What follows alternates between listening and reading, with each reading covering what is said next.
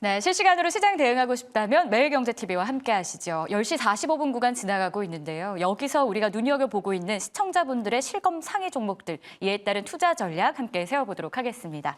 오늘은요, 오리도홀딩스의 권영우 대표 함께합니다. 어서 오세요. 안녕하세요. 네, 먼저 1위부터 10위까지 가장 많이 검색된 종목부터 화면을 통해 확인해 보겠습니다.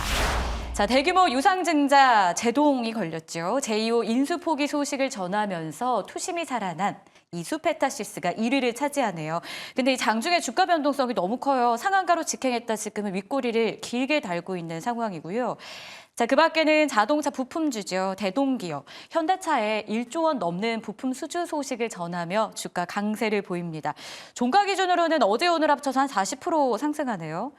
그리고는 테마 가운데 드론 관련주도 오늘 강세를 좀 펼치고 있죠. 세 종목이나 이름 올리는데요.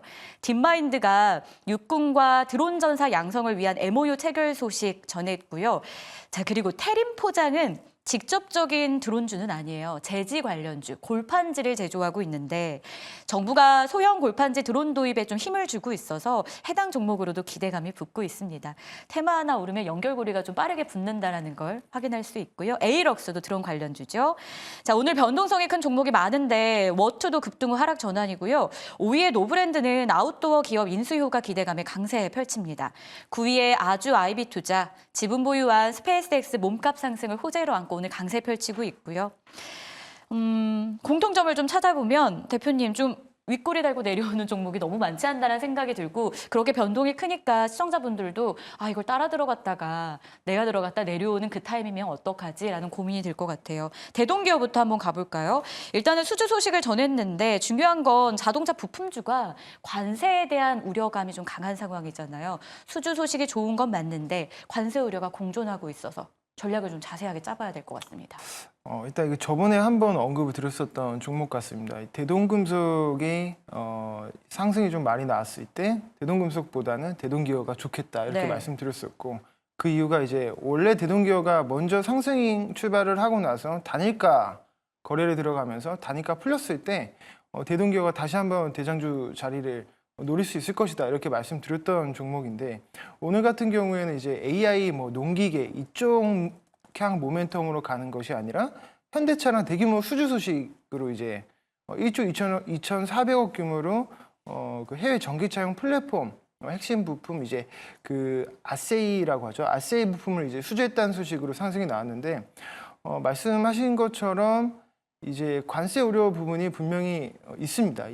있는데 보통 관세에 대한 그 악영향은 어쨌거나 그 보편적 관세이기 때문에 우리나라에만 어떤 국한되는 부분이 아니고 이미 어느 상당 부분에 대해서 주가에 좀 반영된 측면이 없지 않아 있습니다. 그렇기 때문에 자동차 부품주라고 고려했을 때도 사실 그렇게 악재라고 보기에는 좀 악재는 좀 아니다 이렇게 보고 있고 지금 대동기업 같은 경우에 사실 지금 신고가 영역을 갔는데 이 전부터 며칠 전부터 외국인이 계속 그 선매수가 들어온 걸 보니까 아마 오늘 수주를 위한 어떤 선매수세가 아니었나라는 생각이 들고요.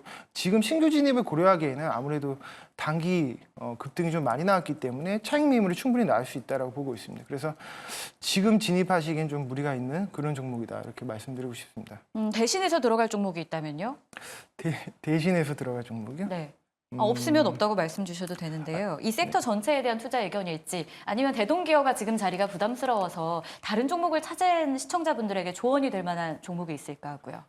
일단 그 매력도 자체만 놓고 봤을 때는 자동차 섹터가 일단 그렇게 매력이 있다라고 보기엔 좀 어렵고 섹터 전체에 대한 의견이시군요. 네.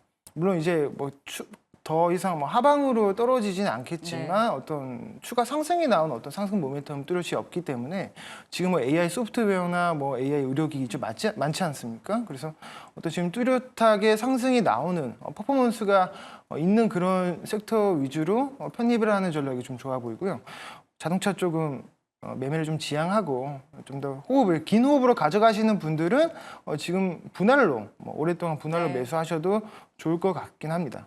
네, 참고해 보도록 하겠습니다. 자, 모멘텀이 뚜렷한 섹터로 투자하는 게 지금 시점엔 중요하겠다라는 의견인데요. 자, 그 안에 드론 관련주도 포함이 되어 있을지 궁금합니다. 오늘 실검 상위 종목 가운데 3종목이나 드론주가 이름을 올리게 되죠. 그 가운데 재료 있는 쪽이 딥마인드예요. 육군과 이 드론 MOU를 체결했다라는 소식이 전해지고 있는데요. 자, 어쨌든 정부의 정책과 좀 맞물리다 보니까 호재로 작용이 되는 주가의 흐름이 나오고 있습니다. 향후 전략은요? 네, 딥마인드가 보니까 그 육군 그 드론 전사 100만 양성의 그 MOU 체결해서 오늘 상승이 나왔는데 소형 폭탄 드론 개발했다 뭐 이런 이야기가 네. 있더라고요. 최근에 이제 머스크가 F-35 전투기를 이제 만드는 유인 전투기를 만드는 멍청이들이 있다 이렇게 말하면서 드론주들이 좀 강세가 많이 나왔거든요. 그래서 이제 국내 방산주들 같은 경우에는 조정을 좀 맞이했지만 이런 드론 쪽 이런 드론 쪽들이 방산의 모멘텀이랑 같이 이제 엮이면서 상승이 좀 나오고 있는 것 같습니다. 근데 다만 좀 우려가 되는 거는 딥마인드 같은 경우에는 사실 그 매출이 100이라고 했을 때 40 제일 높은 매출이 건강기능식품에서 나오거든요. 그러니까 사실상 드론 기업이라고 보기엔 좀 어렵다 이렇게 말씀드리고 싶고, 그 다음이 이제 건기식 다음이 이제 스마트카 부품 쪽으로 매출이 좀 나오고 있는데 아마 이쪽으로 관련해서 스마트카 기술을 드론으로 좀 적용시켰지 않을까 이렇게 생각을 조심스럽게 해보고 있습니다. 그래서 그래도 기존 사업 자체가 본업이 드론이 아니다 보니까 이게 좀 주의하는 게 좋을 것 같다는 생각이 들고, 오늘 신규 상장주 중에서 에이럭스라는 종목이 비교적 좀 탄력성이 좀 높더라고요. 그래서 지금도 보니까 상장 시가를 지금 한 12,500원 정도 지금 앞두고 있는데 오늘도 지금 탄력성이 수급 들어오는 부분이나 탄력성을 봤을 때 추가 상승 가능성도 좀 있다고 보고 있습니다. 그래서 딥마인드보다는 에이럭스를 공략을 하는 게 좀 좋을 수도 있겠다 그렇게 말씀드리고 싶습니다. 제지 관련주도 드론하고 연결돼서 오르는 게 테림포장이잖아요. 이 종목도 조언 간략하게 주신다면요. 테림포장 사셨습니까? 개인적인 의견을 방송에 반영하진 않습니다. 네. 하지만 근데 이게 드론이 핫한 건 알겠는데 이게 연결고리가 하나가 뜨면 계속 막 뭐 문어처럼 뻗어나가잖아요. 그래서 이걸 고리 삼아서 앞으로 연속성이 있을지도 궁금하거든요. 골판지 관련주인데 드론하고 연결된. 그게 좀 약하다고 생각합니다. 네. 그러니까 어떻게 본다면 그 본 테마에서 파생으로 이렇게 나오는 그 격가지식으로 네. 나오는 테마들은 나중에 결국에는 대장을 따라갈 수밖에 없거든요. 그럼 굉장히 수급이 약하게 들어가고 있고, 지금 이렇게 파생 테마가 강세가 나오는 거는 지금 메인 주식들이 어쨌거나 수급이 좀 많이 쏠렸다가 단기 과열이 들어왔기 때문에 수급이 네. 이렇게 이탈되면서 좀 상승이 나오는 부분이거든요. 그래서 제지 쪽을 드론에 대한 어떤 모멘텀으로 제지를 투자하기보다는 기존에 그냥 드론 주식을 공략하는 게 좋겠다 그렇게 말씀드리고 싶습니다. 참고해 보도록 하겠습니다. 실시간 검색 상위 종목에 대한 전략을 먼저 세워봤고요. 이번엔 오늘자로 발행된 리포트 가운데 여러분들이 가장 많이 참고하신 내용들 보겠습니다. 1위부터 5위까지인데 1위 자리를 차지한 건 퓨런티어입니다. 테슬라의 FSD 완전 자율주행의 업그레이드 버전을 출시한다라는 소식에 수급이 몰리는 하루인데요. 고정밀 카메라 모듈 대장이죠. 퓨런티어 주가도 대장 역할 이어갈지 잠시 후 이야기 들어보겠고요. 게임주 NC소프트입니다. 앱 수수료 인하에 따른 수혜 기대가 게임주에 붙는데 교보증권에서는 25년의 이익 정상화 기대된다. 예정된 고정비 절감 효과를 누려보자라는 전략입니다. 한화오션인데요. NH투자증권에서 발행했습니다. 미국 군함 MRO 사업을 개시하면서 기대를 모았죠. 이에 따라 목표가도 41,000원으로 상향 조정됐고요.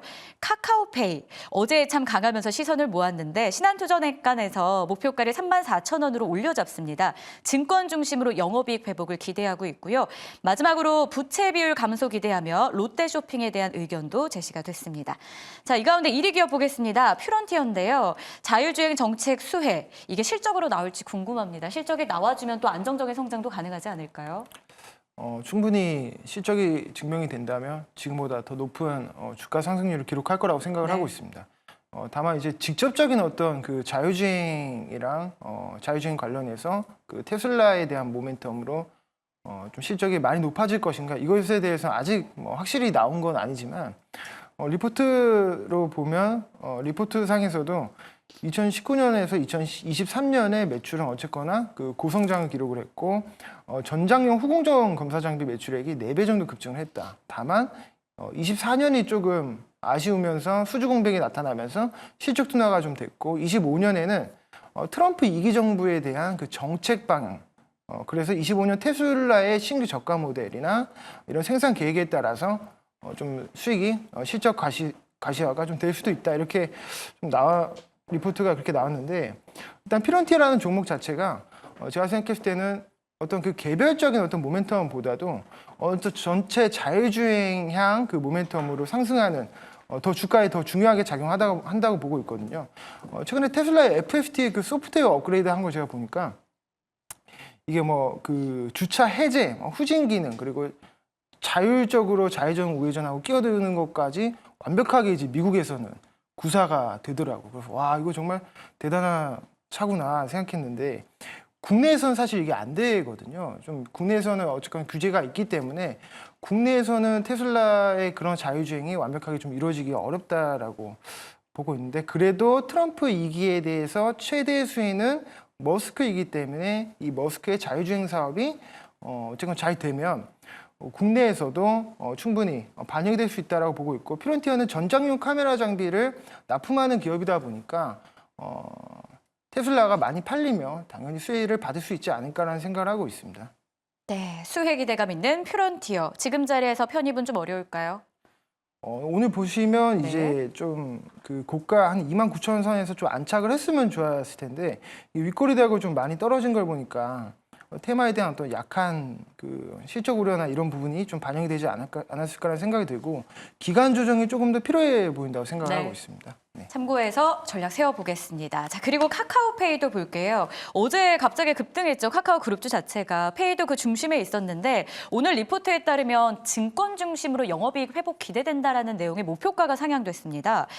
특히나 내년 흑자 전환까지도 기대해 볼 만한 상황이라는 건데 실적 턴어라운드의 원년까지 저희가 생각해 봐도 될까요? 일단은 카카오페이 같은 경우에는 사실 오른 배경이 실적에 대한 모멘텀보다도 이제 카카오, 그러니까 네이버가 이제 오르게 되면서 그 외국인의 따라가는 어떤 흐름이 나타난 것 같고 AI향 그 인공지능향 소프트웨어 모멘텀으로 이 AI 섹터 전체가 선순환하는 그런 흐름 안에서 카카오페이가 좀 상승이 나온 것이지 딱히 그 실적적인 어떤 그 실적이 뭐 더 폭발적으로 늘어나고 이런 전망 때문에 오른 것은 아닙니다. 그래도 좀 더 다행이라고 볼 수 있는 거는 카카오페이가 지금 외국이 국내에서 해외 주식을 해외 주식에 대한 매매 그 필요성이나 어떤 그 수요가 증가하고 있기 때문에 이 카카오페이 증권은 해외 주식 시장 점유율이 한 5% 정도 되거든요. 그래서 수수료율을 한 10 베이스 포인트라고 했을 때 수수료 비용률 20% 가정했을 때 일평균 거래 대금이 1조 원이라고 추정했을 때는 한 수수료 손익이 24억 정도 나옵니다. 근데 이제 11월 달에 해외 주식 거래 대금이 4.6조를 기록하면서 이게 수탁 수수료도 100억 달성을 이제 목전에 둔 상황이기 때문에 내년에도 이 증권에 대한 수요가 수수료 수익으로 이제 직결되면서 매출이 많이 좋아질 수 있겠다 이렇게 전망을 하고 있고 그러니까 이런 부분들이 이제 그 하방을 막아주는 거지 어떤 상승에 대해서 그 드라마틱하게 막 성장할 거다 이렇게 보기보다는 왜냐하면 지금 키움증권이라든지 다른 어떤 증권 종목들 같은 경우에도 막 오르지 않고 그냥 이렇게 박스권 안에서 머무지 않습니까? 어떤 그런 견고한 박스권 흐름이 좀 예상되지 않을까라는 생각을 하고 있습니다. 그러면 저희는 기대감을 크게 갖기는 좀 어렵지 않나라는 생각도 듭니다. 오늘도 저희가 실시간 검색 종목과 리포트 종목을 토대로 전략 세워드렸는데요. 마지막에 살펴본 카카오페이의 경우에는 뭐 실적에 대한 전망 좋긴 하지만 결국에는 뭐 하방을 지지하는 그 정도의 재료로 우리가 해석하면 좋겠다라는 전략입니다. 챙겨보도록 하겠습니다. 자, 지금까지 오리돌딩스의 권영우 대표와 함께 봤는데요. 지금 시장 분위기 살짝 살펴보면 여전히 강세권을 유지하고 있습니다. 코스피의 경우에는 1.6%의 강세 시현하고 있고요. 코스닥 지수 역시 1.65% 나란히 강한 흐름을 나타내주고 있습니다. 그 배경에는 외국인 투자자들의 수급이 여전히 늘어나고 있다는 점 포착되고 있죠. 코스피에서 외국인이 2천억 원 넘게 기관도 동반 매수인데요. 금융투자 중심의 강세가 나타나고 있습니다. 자, 오늘도 실시간으로 변화하고 있는 시장 안에서의 전략을 세워드렸습니다. 도움되셨길 바라면서 권영우 대표 여기서 인사 나누도록 할게요. 고맙습니다. 감사합니다.